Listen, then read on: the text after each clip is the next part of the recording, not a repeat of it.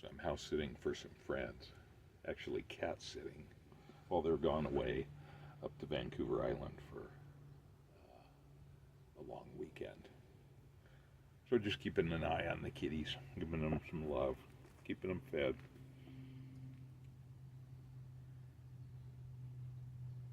Smoking, I'm actually working. This is a great place. You can't really see. I'll maybe take a picture off the deck here. It's just a great house they've got. And yeah, sometimes you have to get out of your usual environment if you want to really concentrate on something else. So, let's do a little housekeeping here. So I'm smoking a CB Stub. You can't see that probably. CB Stub. But look at that rustication. CB stands for custom built. So a stub might have been a smaller block, maybe an inferior block, is my guess. So the stub line seemed like it was more the economy side of custom built, which were pretty premium pipes in their day. Smoking some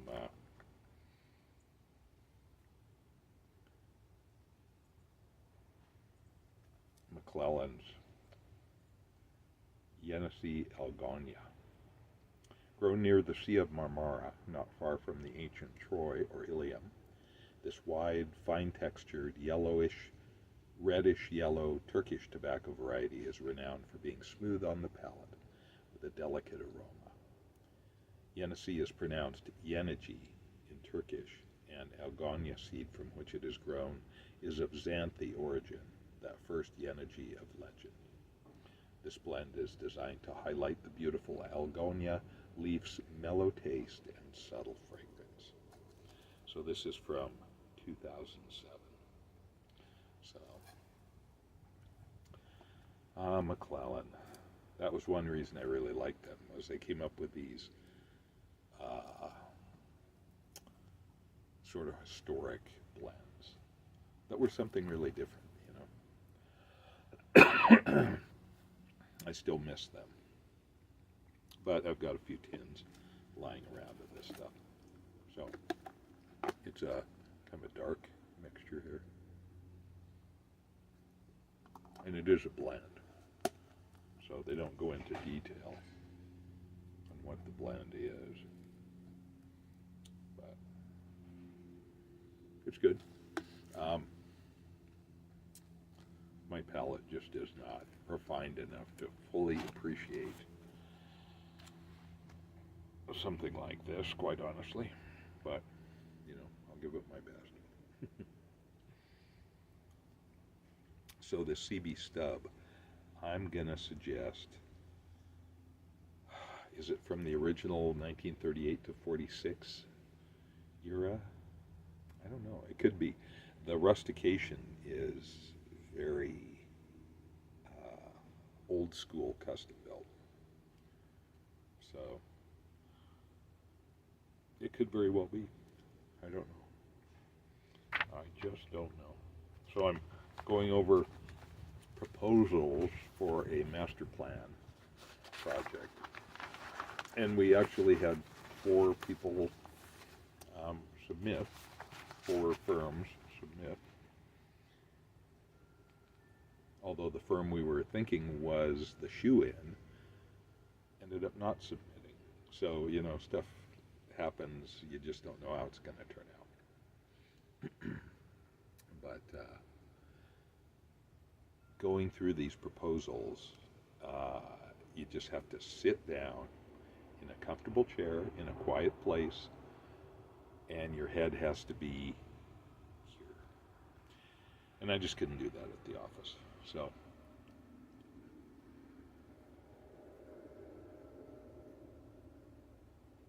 I think that's one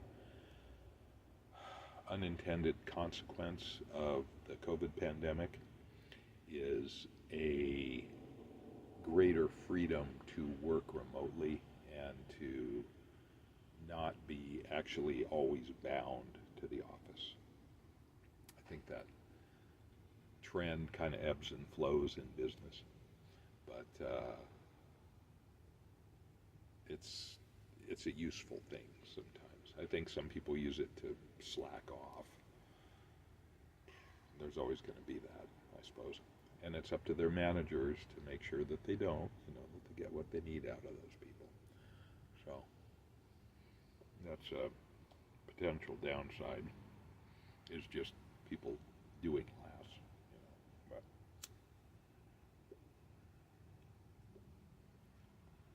But I have the freedom to do this.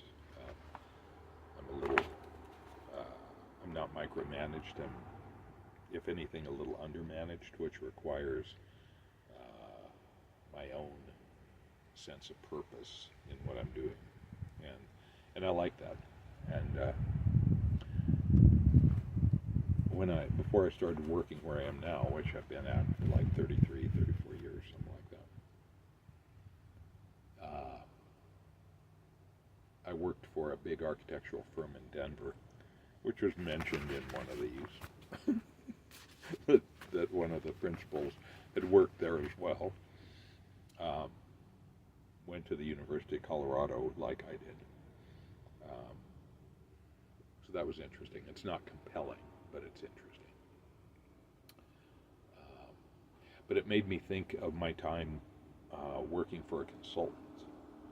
After I worked for that big architectural firm, I moved up here to Puget Sound, and a week later I was working for one of the clients, no, not clients, one of our consultants at that big architectural firm.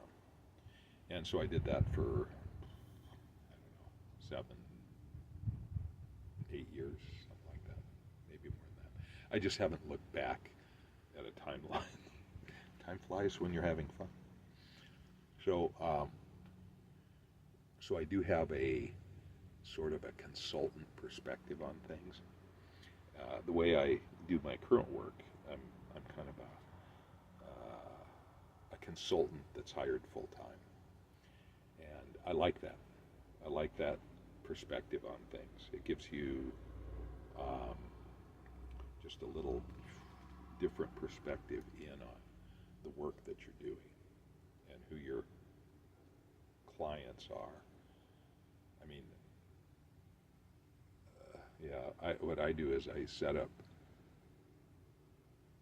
I'm a GIS guy. I do mapping in addition to a lot of other things in a small organization.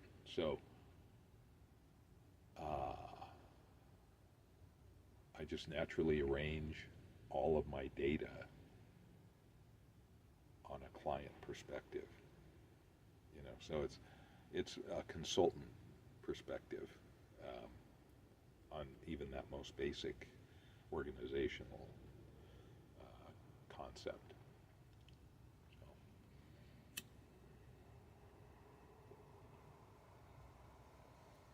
So proof that you think sometimes, well, I'm never going to use this experience, but it comes back, and it's very useful. So, a little breeze blew my tin of Yenice Algonya off my leg here.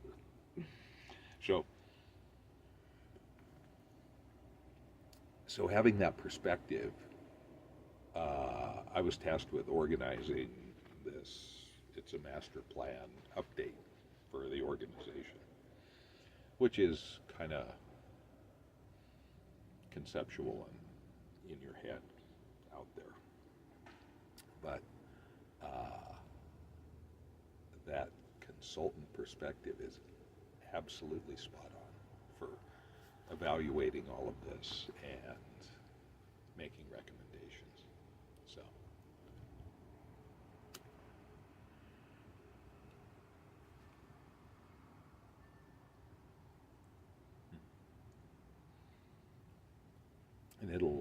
involve a lot of public outreach, and that's what master plans do. They are documents that collect in their best form. They collect with some accuracy the community's vision of where they want to be in 10, 15, 20 years, while also looking at the past that informs that future. And it's a cool process. We should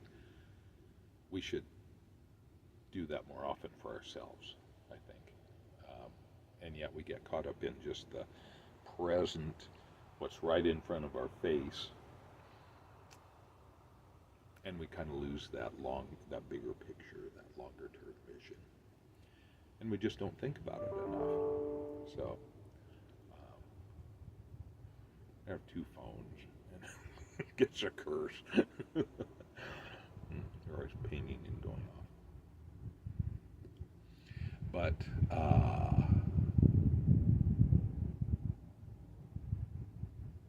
this also is a collective vision process. And honestly, we haven't, I'm going to suggest that we have not, as a larger culture, a larger whatever we are as a country, as a people, in the world even, we have splintered into silos that just recycle the same air all the time with very little new input. So when you're in that silo, you're listening to a select information set, and I think we all know, and it happens on both sides, absolutely. So it's not like one is bad, one is good, but it's a current reality. And so this effort actually is potentially an antidote for that siloing, that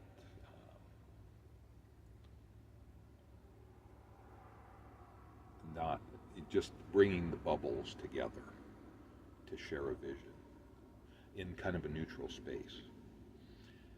So ideally, politics would do that for us. I think that's one of the roles of politics. But it has kind of gone off the rails on both sides, and it's not really happening. So this process is just so great to be exposed to again. It's like a breath of fresh air. Because what a good master plan does, yes, it gathers all the information,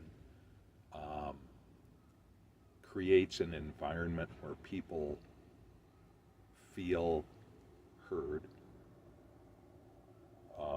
all across the communities that are involved in this.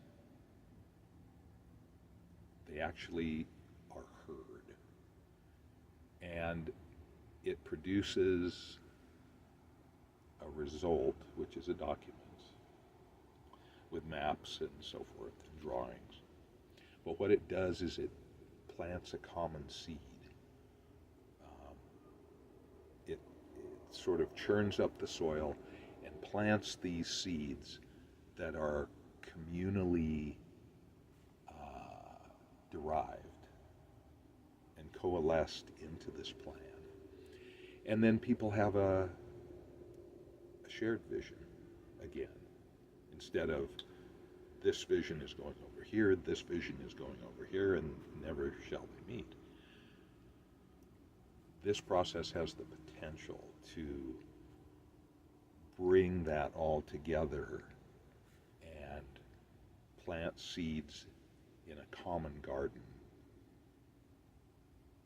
that everybody has prepared. And it's just a great process. So the challenge for me as an organizer of this effort is to make sure that there's enough public engagement, that meaning it's deeply engaged, that all the cultures are respected, and that the product is cohesive and understandable. And again, it's a document, so it's conceptual, it's up in our heads, you know. But it's a shared vision. And so people, once again, share a vision. I think that fell apart in the late 50s into the early 60s.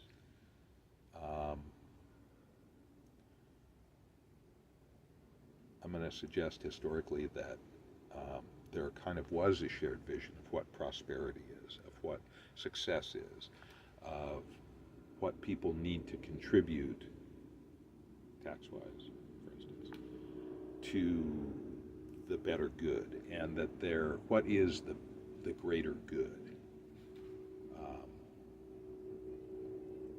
Education, you know, what can government do or not do to facilitate that? Roads, schools, public infrastructure, water, sewer. It's all part of the discussion. And I would suggest that something happened. I was born in 1958, so I was just a kid in the 60s. But, you know, we lived near Boulder, Colorado. And so my grandmother, bless her heart, was a house mother at one of the sororities in Boulder. So we would go up there fairly regularly. And wow, watching young people change, experiment, that was a big. I'm gonna just put these down because I get talking with my hands, and it kind of went off the rails. That's where stuff started.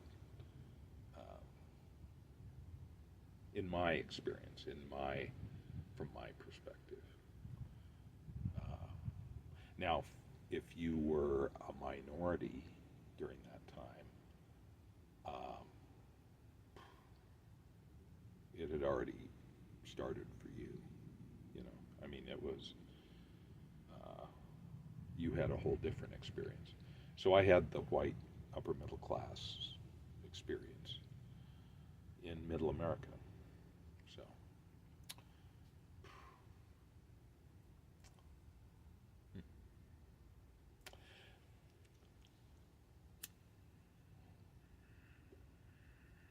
anyway, I'm quite excited to embark on this project because I think it can really bring some good into the community. Yeah.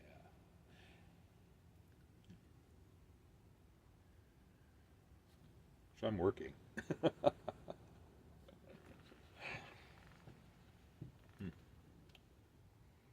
Yeah, I'm not making airplanes. The latest news from Boeing. What a manufacturing craziness that is and shouldn't be. Anyway, we have some great reporting on all that with the Seattle Times because it's so local. And wow,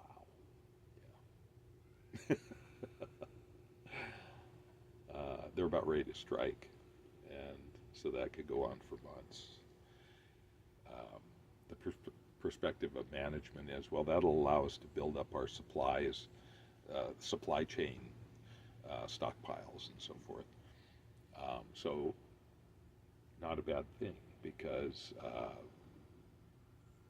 all of this out of sequence manufacturing is where the problems have occurred, basically, other than MCAS with the 737, that was something else. But the quality production stuff, is due primarily to out of sequence events, and if you can eliminate that, but you can't really in manufacturing, especially now with supply chain issues. So they were talking about the 777 and how they're having to raid already built 777s for parts to complete other 777s. I mean, it's crazy, inefficient, prone to lack of documentation and error. And so it's craziness. So we're going to have some real craziness up here, assuming they strike, which sounds inevitable. Anyway, the Seattle Times just does such a great job of reporting this stuff, and we're really, really lucky for that. Again, the Fourth Estate, the press, which has been much maligned,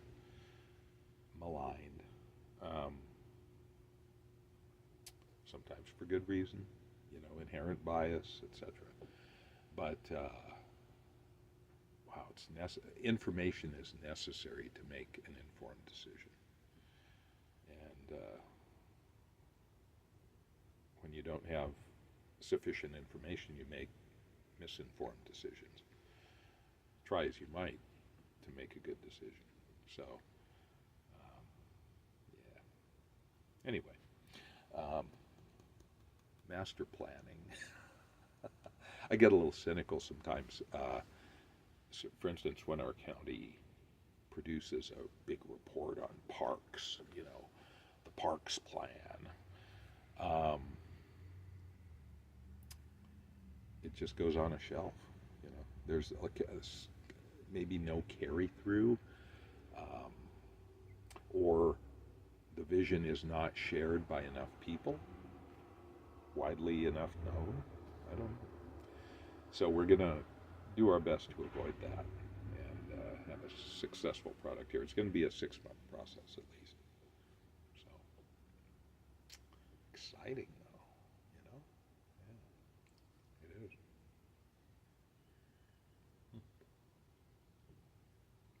Smoking and pipe makes this all better, more contemplative.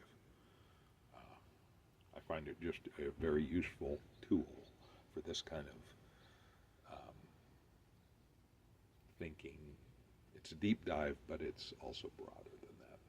So, yeah.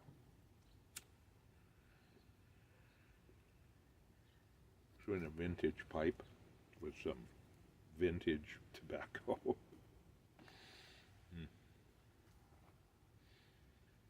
McClellands, rest in peace.